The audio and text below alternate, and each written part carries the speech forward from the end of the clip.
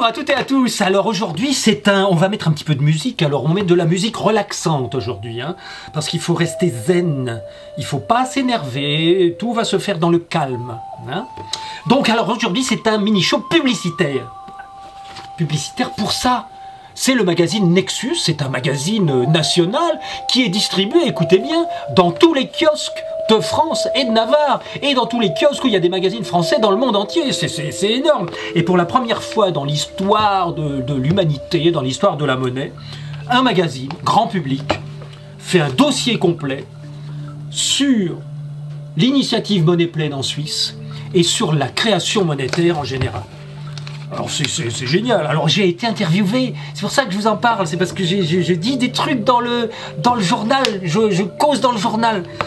Ouais, alors il y a les journalistes de ce magazine qui sont vraiment, alors là on peut pas dire, hein, c'est vraiment des journalistes d'investigation. Ils étudient un sujet, mais alors à fond, dans les moindres détails. Ils se renseignent, ils lisent des dossiers, ils lisent des livres, ils rencontrent des gens, ils font le vrai travail d'investigation que devraient faire tous les journalistes s'ils avaient le temps, s'ils n'étaient pas tout le temps à respecter les ordres des gens qui font de la publicité dans leur magazine ou les ordres de leur patron. Voilà. C'est le boulot de journaliste. Alors comment ils font eux pour faire ça? Eh bien parce que 0% pub, 100% libre. Il n'y a pas de pub. Il n'y a pas de pub. Il n'y a pas une page de pub dans les 110 pages du magazine. Donc forcément, on ne peut pas leur retirer le budget publicité et leur dire si j'enlève mes annonces, vous coulez. Donc il vaut mieux pas dire du mal de moi. On ne peut pas leur dire ça, il n'y a pas ce moyen de pression. Du coup, ils sont libres, du coup, ils font leur boulot. Ils font leur boulot correctement et honnêtement et sincèrement. Alors, il y a plusieurs articles, c'est un dossier qui fait, je sais pas, 8-10 pages, hein, facile. Donc là, vous lisez ça, vous avez une vision vraiment globale des problèmes monétaires, des problèmes financiers et surtout du cœur de l'action en plein milieu de l'Europe qui a lieu en ce moment en Suisse et qui va donc aller jusqu'au vote, jusqu'à la votation, jusqu'au référendum au mois de juin, où tous les Suisses vont voter pour savoir s'il faut une réforme monétaire de fond ou pas. Alors, on va passer, je vais vous donner 2-3 petits détails, 2-3 petits articles. Alors, dans une des premières pages, bon, le magazine décrit donc voilà la création monétaire par le crédit bancaire, par les achats bancaires. Ils disent donc 90% à 100% de la monnaie, c'est de la monnaie dette, c'est de la monnaie que nous devrions rendre aux banques si nous n'acceptions pas, parce que nous acceptons que cette monnaie soit créée à notre place, au lieu que nous fassions entre nous des débits et des crédits, bah il y a la banque qui se met entre les deux, qui nous donne tout le crédit, qui prend tout le débit et qui devient créancière de l'ensemble de l'humanité. Voilà, à la place des gens qui pourraient se faire des prêts entre eux, bah non. Alors bon, c'est pas 90%, c'est 100%, parce que bon, c'est facile, hein, c'est facile à calculer. Si vous avez besoin, bon, parce qu'on dit toujours, voilà, oui, mais il y a 10% de pièces et de billets, donc c'est pas tout de la création d'argent-dette par le crédit et par les achats bancaires. Bah, comment vous faites pour avoir des billets? Bah, il faut bien avoir de la monnaie dette d'abord sur votre compte pour pouvoir acheter des billets, voilà. Donc si pour acheter des poires, il faut d'abord avoir acheté des pommes au seul mec qui produit des pommes, on peut dire que 100% des pommes et des poires, bah, c'est des pommes. Hein, en gros. Donc de toute façon, toute la monnaie qui circule entre nous, c'est de la monnaie dette. Voilà, il n'y a pas à tortiller. Et ça, alors Jean-Marc Heim, un des coordonnateurs de l'initiative Monnaie Pleine, le précise très bien à un moment donné. Parce qu'il commence sa réponse à son interview à lui en disant « La monnaie d'usage n'est pas une monnaie pleinement légale ni garantie. » Ça veut bien dire ce que ça veut dire. Ça nous permet à nous, qui comprenons et qui essayons d'expliquer ça aux gens que nous rencontrons ou à nos proches, ça nous permet d'expliquer que, en réalité, ça nous permet de répondre aux gens qui nous disent « Mais non, les banques ne créent pas de monnaie, elles créent de la promesse de monnaie légale, de la promesse de billets. » Bon, ben oui, c'est vrai. Sauf que ces promesses de monnaie légale, ces promesses de billets, c'est ça, à nous, qui nous sert à recevoir nos salaires, à payer tout ce que nous achetons. Donc qu'est-ce que c'est qui sert à payer tout ce qu'on achète et qui sert à se faire payer? Si c'est pas là de la monnaie, faut m'expliquer, quoi. Hein. Donc en fait, la dette des banques envers nous, les promesses des banques qu'elles peuvent nous donner de la monnaie si elles en ont, Et si on leur demande, et si elles sont toujours là, et si elles sont pas en faillite, ces promesses-là, c'est ça qui nous sert à mesurer nos transactions entre nous. Donc c'est notre monnaie. Voilà, il y a deux types de monnaie. La monnaie légale, les pièces, les billets, et la monnaie que s'échangent les banques entre elles, la monnaie centrale, et puis la monnaie bancaire qui nous sert à nous, quoi. Voilà, c'est de la dette de banque, d'accord, mais c'est des chiffres qui nous permettent d'équilibrer nos comptes. Bon. Alors, les gens, il y a aussi des gens qui vous disent, bah oui, mais bon, c'est vrai que l'initiative Monnaie Pleine, elle nous dit qu'elle risque de supprimer le risque de faillite. C'est ce que nous disait Vincent Brousseau de l'UPR l'autre jour. Alors évidemment, c'est vrai, la monnaie, si 100% de la monnaie c'est de la monnaie légale, de la monnaie centrale, évidemment, les banques ne créent plus de monnaie officielle, de monnaie légale, qui porte le même nom. Elles ne créent plus de monnaie privée, pardon, qui porte le même nom que la monnaie légale, et donc elles ne sont plus en risque de faire faillite par manque de monnaie légale si tout le monde demandait en même temps leur monnaie légale. Bon. Et donc les banques, ça supprime le risque de faillite des banques. Et ça, il y a des gens qui nous disent, bah oui, mais s'il n'y a pas de risque de faillite des banques, puisque les fonds des gens, les dépôts des gens sont garantis. Alors c'est vrai que il y a une garantie. Alors en Suisse, je crois que c'est 100 000, pareil, 100 000 francs suisses, par personne, par titulaire d'un compte bancaire. Donc ça revient à, si tout le système bancaire fait faillite, il y a donc dans ce fonds de garantie 6 milliards de francs suisses. Ça représente quel pourcentage de la totalité des dépôts des gens? Ça représente 1,4%. Donc ça veut dire si le système bancaire fait faillite, eh bien il y a 1,4% des gens qui auront la possibilité de toucher 100 000 francs suisses. Donc il risque d'y avoir de la bagarre. Bon. En zone euro, c'est à peu près la même chose. Les pourcentages sont à peu près les mêmes. Donc voilà, c'est Jean-Marc M qui nous dit ça et qui nous dit les chiffres. Alors bon, évidemment, dans une autre page, là un petit peu plus loin, il y a le mouvement international pour une réforme monétaire, le IMMR, International Movement for Monetary Reform, dont toutes les associations nationales font partie. Positive Monnaie en Angleterre, Monnaie Juste en France, enfin Monnaie Honnête en France, pardon. Il y a plein d'autres associations dans beaucoup de pays du monde qui font partie de ce mouvement international, qui nous donne la liste de toutes les conséquences de ce système d'endettement généralisé. Donc voilà, il y a des effets sur l'environnement, des effets évidemment sur les inégalités, sur les conflits internationaux. Bon voilà, il y a tout un tas de conséquences. Si vous lisez mon bouquin, tout ça est détaillé parfaitement, même sur l'agriculture. Le fait que les agriculteurs soient obligés de s'endetter pour acheter des tracteurs parce que plus tu as une grosse entreprise, plus tu es gros, plus tu es solide. Si t'es petit, tu peux pas prendre de crédit pour acheter du matériel pour grossir, donc tu fais faillite, donc il reste plus que les gros. Cette productivité obligatoire dans l'agriculture, c'est une conséquence aussi du système monétaire d'endettement en ce moment. Donc voilà, ça on en parle beaucoup. Et puis alors voilà, ils me citent souvent, voilà. Alors à un moment ils me font dire un truc que j'ai dit, hein. Le pouvoir de création monétaire est un pouvoir d'asservissement incroyable. Nous sommes les esclaves permanents de la dette, c'est-à-dire de ceux qui créent la monnaie. Pour rester en vie, nous devons nous soumettre à ces derniers. Bon, c'est vrai que dans une société complètement monétisée comme la nôtre, si tu habites en ville et que tu es incapable de te nourrir autrement qu'en allant acheter à manger au supermarché, t'es coincé. Si t'as pas de monnaie, tu crèves de faim. C'est pour ça que mon argument le plus puissant, et celui que je m'impose à moi, que j'ai adopté pour moi, c'est l'autonomie. C'est-à-dire récupérer l'autonomie sur tous les points qui nous obligent à avoir de la monnaie. C'est-à-dire l'alimentation et l'énergie, particulièrement. Voilà, si tu arrives à être autonome en alimentation, tu n'as plus besoin de monnaie pour bouffer. Déjà c'est énorme comme libération. Et puis si tu arrives à te déplacer, à avoir de l'énergie, à te chauffer ou à isoler ta maison de manière à avoir beaucoup moins besoin de chauffage, et que donc tu n'as plus besoin d'avoir de la monnaie pour acheter de l'énergie nucléaire, électrique ou pétrolière pour faire rouler ta voiture, et ben voilà, tu es libéré et petit à petit, tu vas vers un monde où il n'y a plus besoin de monnaie. Donc, alors ça, s'il y a bien quelque chose de subversif, c'est ça, parce qu'en plus, tu joues sur le fait d'arriver à diminuer un petit peu ton niveau de vie suffisamment pour ne plus piller les ressources, pour ne plus être obligé de faire des guerres dans les pays qui les possèdent, et pour rétablir une paix royale sur l'ensemble de la planète. Donc voilà, ce petit effort-là de simplicité, de sobriété volontaire, comme dit Pierre Rabhi, ce petit effort-là, franchement, il vaut largement les avantages qu'on en retirera. Voilà.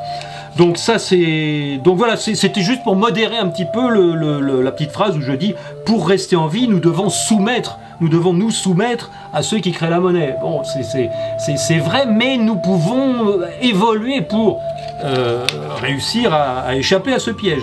Alors voilà, ça c'est mon interview, ma grande interview. 2 pages. Donc c'est bien, je suis content parce que voilà, enfin dans un magazine grand public, il y a de la vraie information, quoi. Il y a des trucs qui sont sérieux, qui sont étayés, qui sont sourcés. Toutes les banques centrales disent exactement la même chose que nous, petit à petit. Depuis 3-4 ans, vous avez vu le discours officiel a considérablement muté. C'est-à-dire que bon, il y a 3-4 ans. Si tu disais les banques commerciales créent de la monnaie, tu te faisais sauter à la gorge par la plupart des économistes qui croyaient tous que les banques prenaient l'argent des épargnants pour le prêter à des emprunteurs. Voilà.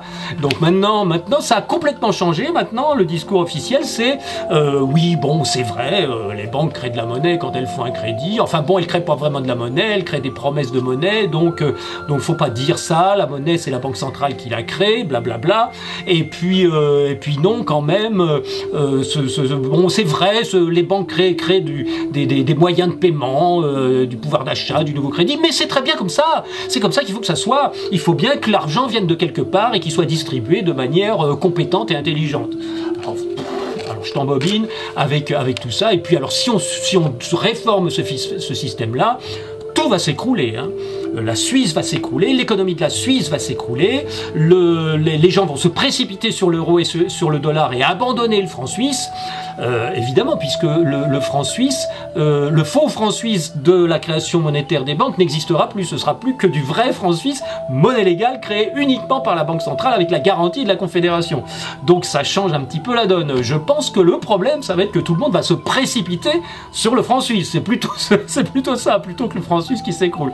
Enfin bref, bon, donc il y a toutes les interprétations possibles, c'est tellement compliqué, on peut dire ce qu'on veut. Et alors voilà un des derniers articles de ce magazine, de ce dossier dans ce magazine.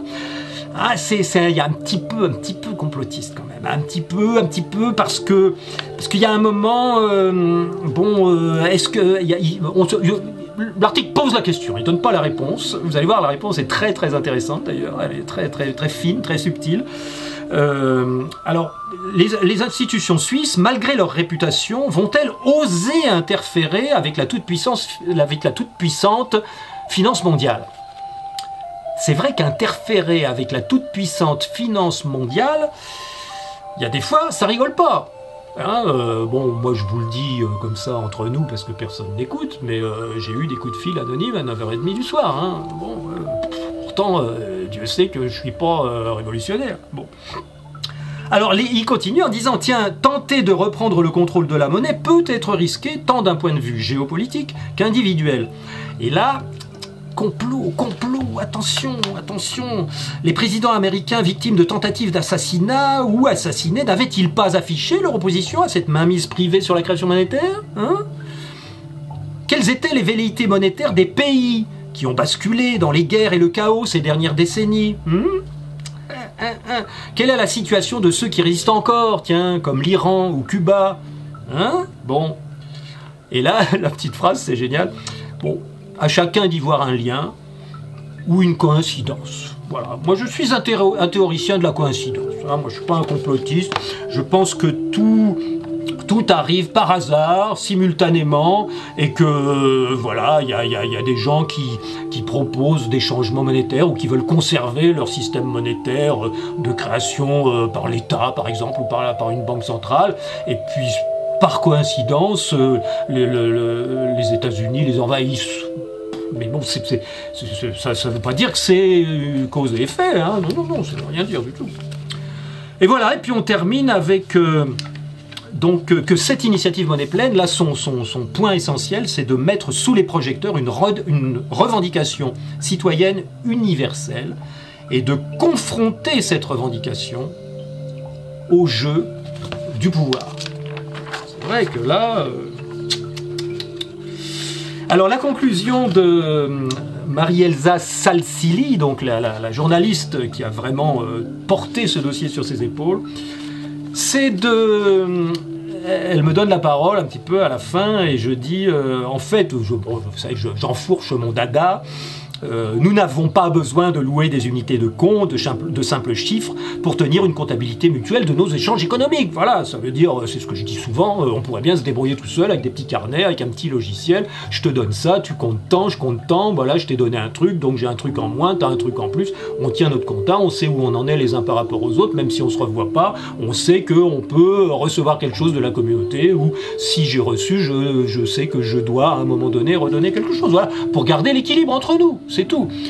Équilibre qui est complètement déséquilibré par le fait qu'il y a un monopole du robinet qui demande plus d'eau en retour que ce qu'il a laissé couler. Donc là, on pourrait récupérer notre équilibre. Et Marie-Elsa Salsili, donc la journaliste, conclut en disant « Mais ni soumission, ni rébellion ». C'est-à-dire indépendance, reprise de l'autonomie. Et elle conclut en disant « Même si nous ne savons pas encore comment, ne vivons plus comme des esclaves, tout simplement. » C'est dans la tête que ça se passe. Même tu vis en ville, tu fais des réseaux d'entraide, tu te mets en rapport avec des agriculteurs qui font des bons légumes, pas trop loin, tu fais des navettes, tu fais des échanges, tu offres des services ou des choses que les gens qui produisent des légumes, dont les gens qui produisent les légumes ont besoin, et puis on tient nos comptabilités. Ça marche, ça marche. Je suis sûr que tu vas dans le marché bio le plus huppé de Paris, boulevard Raspail, bah si tu arrives à 12h30, 1h, et que tu dis à un gars qui vend ses légumes, tiens, regarde, j'ai une petite appli là, j'ai un petit crédit dedans, est-ce que je voudrais bien t'acheter 10 kilos de pommes, mais je peux te payer seulement 5 kilos avec des euros, les autres 5 kilos, je te les crédite avec mon petit système là dans mon téléphone. Est-ce que ça t'intéresse? Le gars, il y a eu 5 chances sur 10 qui disent oui. Ou peut-être 9 chances sur 10 qui disent oui à la fin du marché s'il n'a pas envie de remballer tous ses cajots.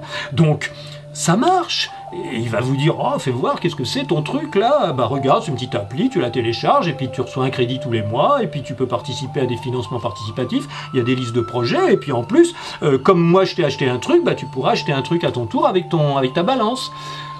Le mec il va vous dire, ouais, bon, allez, file-moi ton truc, tiens, v'là des pommes. Vous voyez, c'est viral, c'est ça, voilà. Donc c'est en reprenant notre indépendance qu'on se libère, qu'on s'émancipe. Et donc bah voilà. Ah bah voilà, c'est tout, c'est fini. Alors moi, je voudrais juste... Ah non, je vous dis pas la conclusion de mon interview. Vous le lirez. Mais vous le savez déjà, j'en ai déjà parlé. Donc voilà, bah écoutez... achetez-le, puis faites-le passer dans votre famille, et puis voilà, c'est un bon outil en tout cas, vous apprendrez plein de trucs dedans, et puis ça vous permettra d'alimenter les conversations, ça vous permettra de pouvoir parler aux gens de l'initiative Monnaie Pleine, qui est franchement, si on arrive à en faire parler un petit peu plus que... Parce que les médias traditionnels vont absolument pas en parler, il y a très peu de chances qu'ils en parlent, donc c'est à nous de faire le buzz autour de ça. Donc voilà, là c'est un élément clé, un élément absolument essentiel de notre panoplie, de notre caisse à outils d'activistes, de citoyens et d'êtres humains. Salut, à bientôt, à la prochaine fois, bye bye, ciao.